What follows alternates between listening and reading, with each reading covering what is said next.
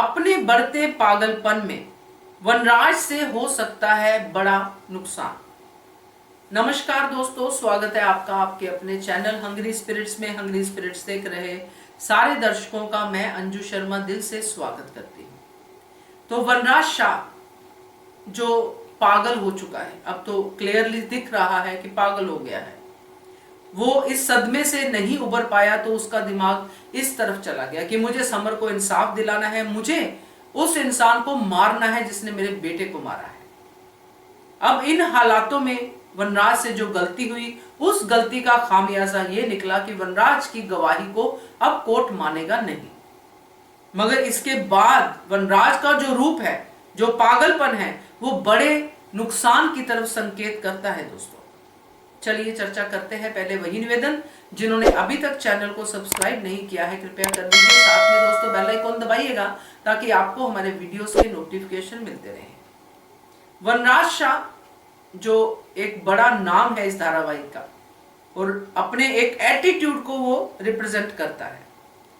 अब वो वनराज शाह अपनी दिमागी हालत से जूझ रहा है। वो कभी नॉर्मल होने की कोशिश करता है, होता भी है थोड़ी देर के लिए, जैसे आज की कड़ी में हुआ, मगर फिर से वो उसी ट्रैक में आ जाता है क्योंकि हालात ऐसे उसके सामने हो जाते हैं। अब जिस घर में वनराज शाह है उस घर में दो प्रेग्नेंट लेडीज है, एक काव्या, दूसरा डिम्पी। एक छोटी बच्ची है परी, जिसको लेके ये बातें हो रही हैं। केंजल और तोशु दोनों अपने और अपने बच्चे की प्रोटेक्शन के लिए अपने आप को उस घर से दूर करना चाहते हैं। दूर जाना चाहती है केंजल इस घर से, ताकि अपने पति और अपनी बच्ची को प्रोटेक्ट कर सके। इन हालातों में केंजल तो खैर गलती कर ही रही है, क्यों कर रही है ये तो आगे आने वाला वक्त बताएगा, मगर केंजल पूरी की पूरी बदली हुई दिखाई दे रही है।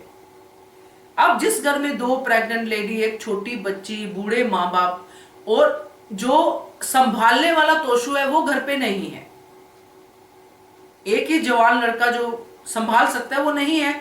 तो इस हालात में अगर ये वाली हरकतें करता है वनराज, टीवी तोड़ दिया, सामान तोड़ दिया, कुछ का कुछ कर दिया, और फिर उसको बंदूक दिखाई देती है कि मेरे माँ बाप पे कोई हमला कर रहा है, वो भाग के बाहर को गया। ये सब चीजें जब ऐसी हालत में होती हैं, एक पागल को कंट्रोल करना मुश्किल हो जाता है क्योंकि उसकी ताकत डबल हो जाती है।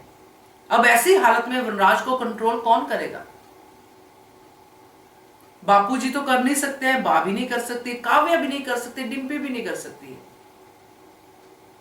तो ऐसी हालत में दोस्तों अगर वनराज कोई ऐसा कदम उठा जाता है, अगर गलती से काव्या को या डिम्पी को या परी को किसी को भी चोट लगती है या कुछ और बड़ा होता है, तो ये सीधा ठीकरा वनराज के ऊपर ही जाएगा और ये बहुत ही मुश्किल हो जाएगा फिर, क्योंकि अनुपमा अनुज अब देविका के साथ मिलके ये तिकड़ी अपना काम करेगी इंसाफ को लेके, मगर इधर वनराज कोई और कांड कर बैठेगा। तो मुझे तो ये लगता है कि वनराज को ये पागलखाने ही भेज देंगे, क्योंकि जिस तरह की पागलपंती वो कर रहा है, जो वो कर रहा है, वो सच में इन सब लोगों के बीच में ये नुकसानदायक ही होगा। इसलिए बड़े नुकसान को बचाने के लिए वनराज की ट्रीटमेंट होना बड़ा जरूरी है। तो अगर इंसाफ मिलने के बाद वनराज ठीक हो जाता है तो भी, मगर 9 दिन इस तरह से, क्योंकि अब तो उसके सर पे ये भूत सवार है कि मेरी गवाही नहीं लगेगी, ये कैसे हो गया? तो ये सब चीजें अब दोस्तों हैंडल करना थोड़ा डिफिकल्ट होगा और बड़े नुकसान से पहले ही इसकी ट्रीटमेंट करना जरूरी होगा।